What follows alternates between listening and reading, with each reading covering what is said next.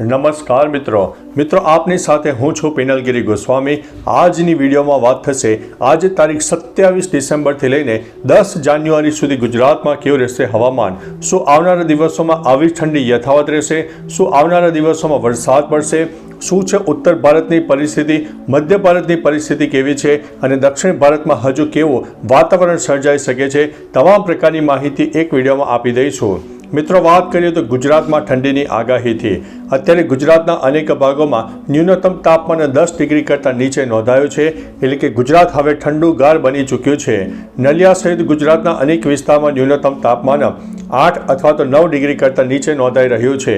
મહત્વનું છે કે ઉત્તર ભારતના ઉત્તરી પટ્ટામાં back to back western disturbance સક્રિય થવાને કારણે ઉત્તર ભારત, રાજસ્થાન અને ગુજરાત સુધી બર્ફીલા પવનોની શીતલહેર આવી રહી છે, જેના ભાગરૂપે થઈને હજુ પણ ઠંડીનો માહોલ યથાવત રહેશે। બીજી તરફ મિત્રો ગુજરાતના વાતાવરણમાં પલટો આવી શકે છે અને આજે તારીખ 27 અને 28 ડિસેમ્બર ગુજરાતમાં ઉત્તર ગુજરાત હોય, મધ્ય ગુજરાત અને દક્ષિણ ગુજરાતના કોઈ વિસ્તારમાં છાંટાછૂટી થાય અથવા તો હળવા મધ્યમ વરસાદી ઝાપટા થઈ શકે છે અને નુકસાનીવાળો વરસાદ પણ કોઈ વિસ્તારમાં થઈ જાય, કારણ કે જો કોઈ વિસ્તારમાં લો ક્લાઉડ ફોર્મેશન અને ભેજનું પ્રમાણ વધારે સર્જાય તો આ વરસાદની પરિસ્થિતિ સર્જાઈ શકે છે। બીજી તરફ અત્યારે ખેડૂતોના જે પાક છે તેને પણ નુકસાન થઈ શકે છે અને અત્યારે જ્યારે લગ્ન ગાળાની સિઝન ચાલી રહી છે ત્યારે લગ્ન પ્રસંગ હોય કે અન્ય કોઈ શુભ પ્રસંગો હોય તો મિત્રો થોડા સાવચેત રહેજો, એલર્ટ રહેજો અને થોડી પૂર્વ તૈયારી રાખજો, કારણ કે વરસાદ એવી વસ્તુ છે કે તમને કહીને આવતો નથી, એટલે મિત્રો થોડી પૂર્વ તૈયારી રાખજો જેથી આપણો પ્રસંગ પણ ન બગડે। બીજી તરફ મિત્રો એર ક્વોલિટી ઇન્ડેક્સ પર અત્યારે હાઈ લેવલ ઉપર જઈ રહ્યો છે, જેમાં અનેક વિસ્તારમાં 200થી લઈને 260 એર ક્વોલિટી ઇન્ડેક્સ જોવા મળી શકે છે, એટલે ગુજરાતમાં આજ રોજ પ્રદૂષણનું પ્રમાણ પણ વધારે જોવા મળનારું છે। આગામી 2-3 દિવસ વરસાદી માહોલ રહેશે અને ત્યારબાદ 1 ડિસેમ્બરથી આ જે વાદળછાયું વાતાવરણ છે ધીમે ધીમે હટવાનું શરૂ થઈ જશે। અત્યારે જે વરસાદી માહોલ જામશે તેમાં રાજસ્થાન, મધ્યપ્રદેશ સહિત દક્ષિણ ભારતના પણ અનેક ભાગોમાં વરસાદની શક્યતા રહેલી છે, કોઈ વિસ્તારમાં અડધા ઇંચ જેટલો પણ વરસાદ થઈ શકે છે। બીજી તરફ મિત્રો બંગાળની ખાડી અને અરબી સમુદ્ર પણ એક કહી શકાય કે 20% એક્ટિવ છે, જેના ભાગરૂપે થઈને દક્ષિણ ભારતના પણ કોઈ વિસ્તારમાં છાંટાછૂટી અથવા તો હળવા મધ્યમ વરસાદની શક્યતા રહેલી છે। હવે મિત્રો વાત કરીએ તો જાન્યુઆરી મહિનાની 1થી લઈને 10 જાન્યુઆરી સુધી ગુજરાતમાં કેવું રહેશે હવામાન।